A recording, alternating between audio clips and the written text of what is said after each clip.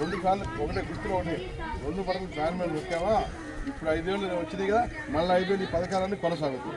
అలా కాకుండా ఏమైనా తప్పు చేసామా ఈ పథకాలన్నీ చంద్రబాబు గారు ఆపేసి జనభూమి కమిటీలు వాళ్ళు దోచుకుంటారు దాచుకుంటారు పంచుకుంటారు. మనం ఏం చేద్దాం ఇప్పుడు